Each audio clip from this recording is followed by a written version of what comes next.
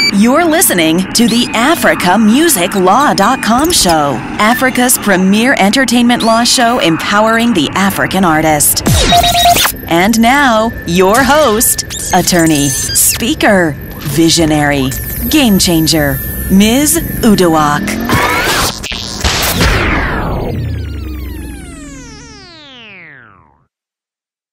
Hey ML people, it's your one and only certified game changer, Ms. Uduak. Welcome to the 112th episode of the AfricaMusicLaw.com show. Today, I'm focused on legal commentary and analysis, and of course, getting a little bit more into music business as well. My topic today is Coachella 2018, the 3 real reasons Wizkid was a no-show for a huge U.S. music festival. The Coachella Valley Music and Arts Festival is an annual music and arts festival held at the Empire Polo Club in Indio, California, and that's located in the Inland Empire's Coachella Valley. It's near LA. So let's get into it. What are the facts? On January 2nd, 2018, Coachella released its lineup for its prestigious music festival. It included Beyonce, Cardi B, and Nigeria's own Wizkid. Wizkid was to perform 2 weekends, Saturday, April 14th and Saturday, April 21st on the festival's main stage. The first weekend of Coachella was to be streamed live on Coachella's YouTube channel so the world could see. The second week will not be streamed, or it's not supposed to be streamed, and the second week happens this weekend, Saturday. Wizkid, January when the lineup was announced, acknowledged it. February 27, 2018, he tweeted, "We taking that African culture to Coachella this year, by the way. I'm bringing out everybody." Of course, Africa fans globally, Africans in the diaspora, non-Africans that are Wizkid fans, and fans of Afrobeats music were all excited. But April 14th shows up, y'all. Last weekend, when Wizkid was supposed to perform, and what happens? Wizkid canceled his performance, citing visa issues with his band. Coachella organizers also confirmed via Twitter that Wizkid would not be performing, but that he will perform April 21st, 2018. Now, the cancellation story was so huge that Billboard.com, prestigious music industry publication, carried it as a headline. When Nigerians heard the news globally, especially music fans, they were angry. They went in on Wizkid, they abused him, and they had a lot to say. And frankly speaking, I don't blame them. In my view, there are 3 real reasons why Wizkid really missed this concert, the April 14th concert, and let's hope he shows up tomorrow for the April 21st concert. So I'm going to break it down to you all. Let's get started. Number 1, poor planning. I already gave you guys a synopsis of the facts. Wizkid had since January to prepare for an April event, including securing visas for his band. He didn't. In fact, it's alleged that he actually knew he would perform since late last year. So technically he had, according to allegations, 8 months notice. But assuming that we don't know that for a fact and we're just going to knock that 8 months and just use January. Dude knew all along that he was going to be performing and acknowledged it. He had ample time to plan. Wizkid rents a home in Los Angeles. He routinely visits the United States. He routinely performs across Africa and Europe. He has performed in the U.S. numerous times. He had time to plan, but he did not. Now, for those who may say, yeah, well, come on, he in fact had visa issues. Okay, I'm going to give that to you.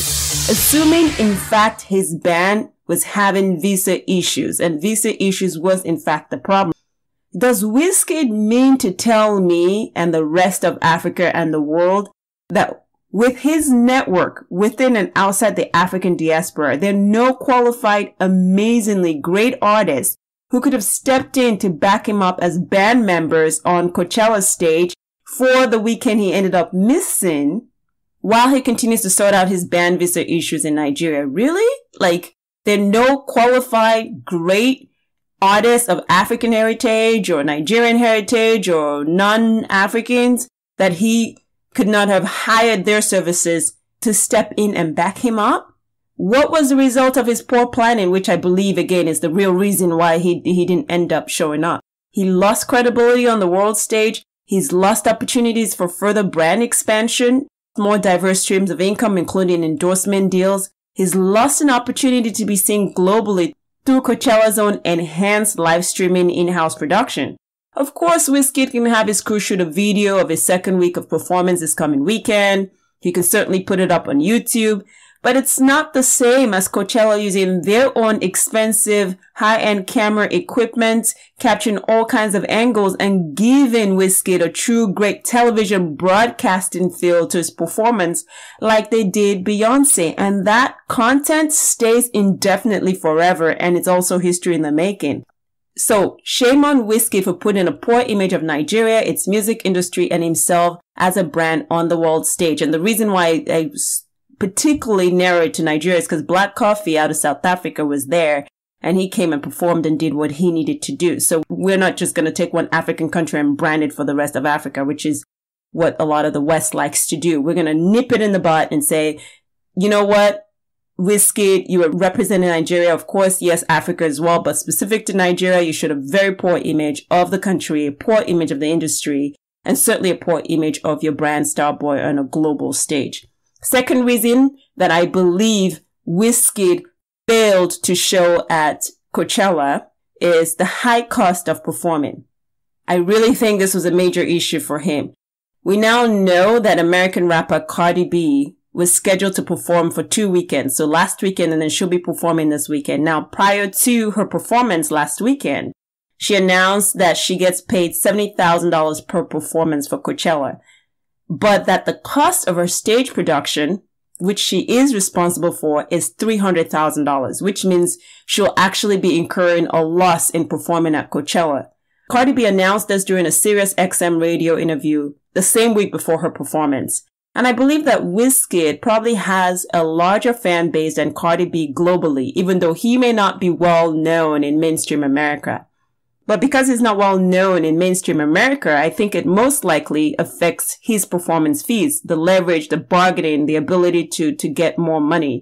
So if Cardi B is getting paid $70,000 per performance, I'm thinking Wizkid is getting probably about $35,000 to $50,000 per performance at Coachella. Now, Cardi B has to worry about the issue of $300,000 for a stage, but Wizkid's expenses are different. And if you calculate it, to me, ends up being about the same in terms of he ends up losing than making money in performing at Coachella. So calculate the budget to pay his artist manager, tour manager, booking agent, production manager, production expenses, his band, the accommodations for his band and himself, because he's not exactly in LA. So he's not going to be commuting from LA to Inland Empire to perform. Coachella is in the desert.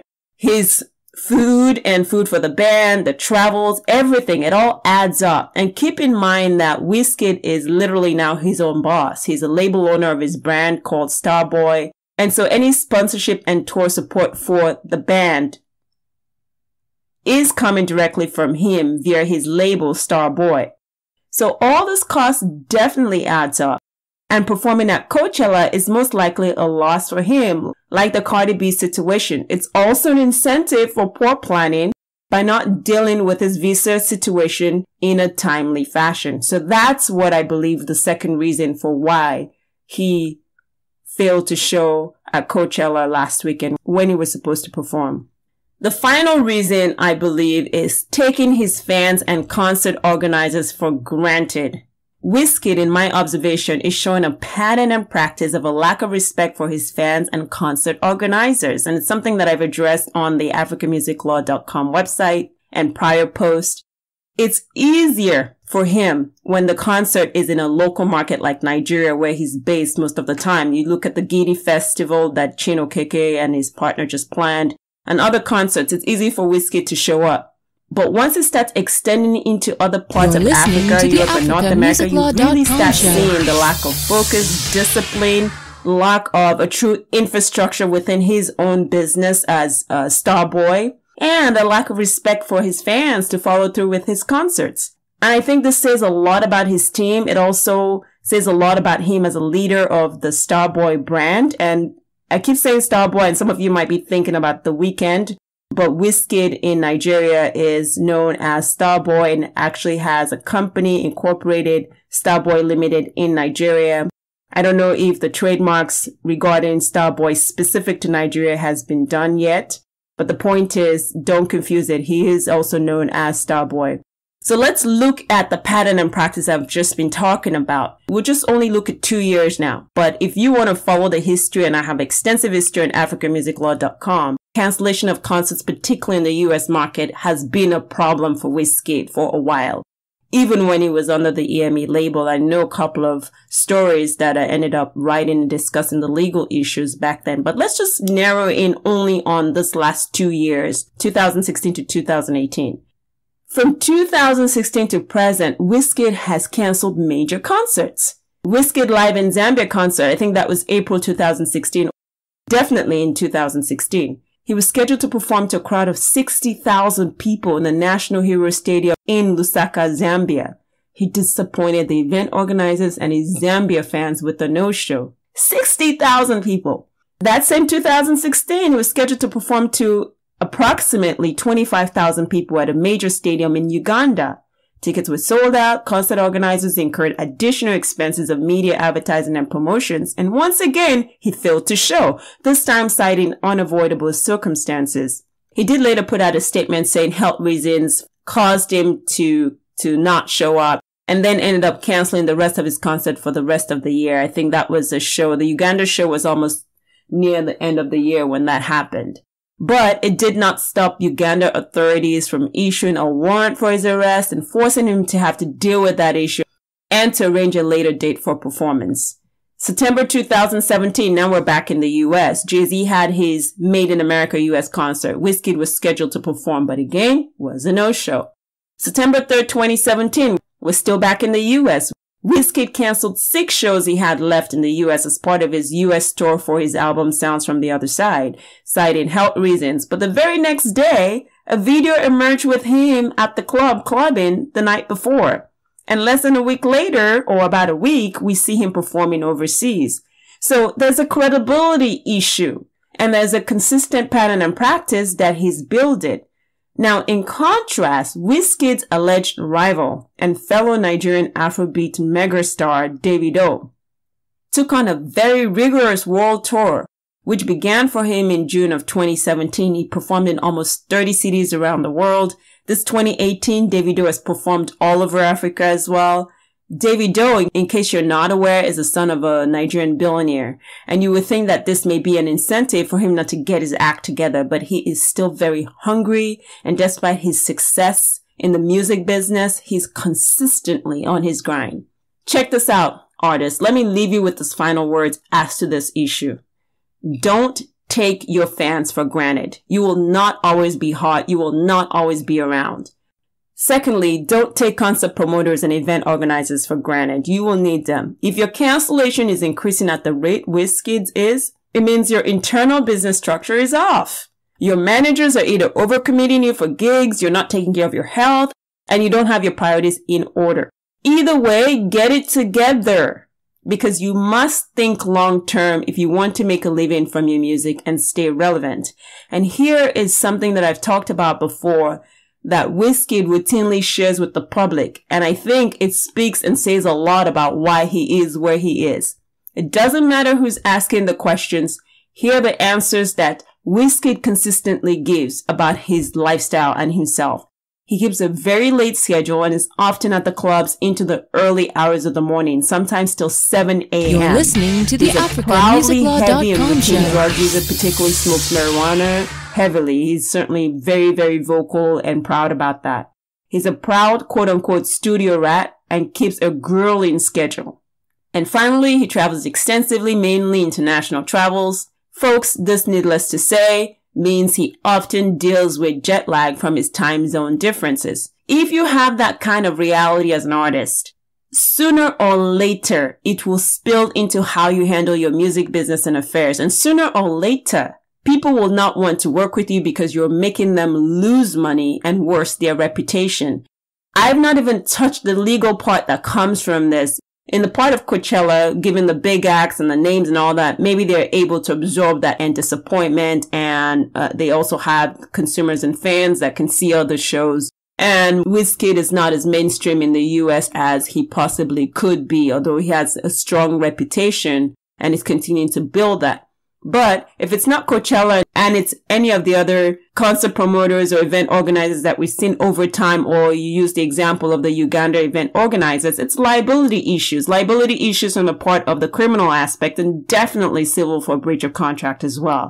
So artists, do not follow Wizkid's example. I don't care how much of a big superstar you think he is, how much you adore him, how much his talent is. If you have talent and you fail to show up in other parts, particularly in the music business side of things, it's only a matter of time. That talent can't take you that far with the music business. You gotta get your music business house in order. That's all I have to say. It's my 50 kobo for all it's worth, i.e. 2 cents for all it's worth. And just a final thing, if you are a first-time listener to the show, it publishes every Monday. However, I'm doing an extra, i.e. Jara, for this particular week. And that is because this issue needed to be talked about. So we actually have a Monday podcast episode that's already out. And this is just an extra that I wanted to add to it because I needed to do a quick commentary on this particular issue. So every Monday we publish, barring any issues. You can subscribe on Spotify, Google Play, Stitcher, Apple Podcasts, iTunes. I believe we're now on iHeartRadio as well. Don't forget to leave comments. And particularly leave comments on iTunes because it makes it easier for others to find us. Follow Africa Music Law on all social media platforms with our handle at Africa Music Law. So Africa Music Law, no N, Africa Music Law. Follow me, the host, on all social media handles with my handle, Miss Uduak, MSUDUAK, at MSUDUAK, the at symbol, MSUDUAK. For sponsorship inquiries, podcast licensing inquiries, feedback, or to appear on the show as a guest, please email africamusiclaw@gmail.com. If you're a member of the press, a blogger, or fellow podcaster and would like to interview me on any of the topics I discuss or get my commentary on some of the hottest topics in pop culture, also email me at africamusiclaw@gmail.com. Thank you for listening. I'll catch you all very, very soon. Actually, next Monday we'll be back doing this. Cheers, people.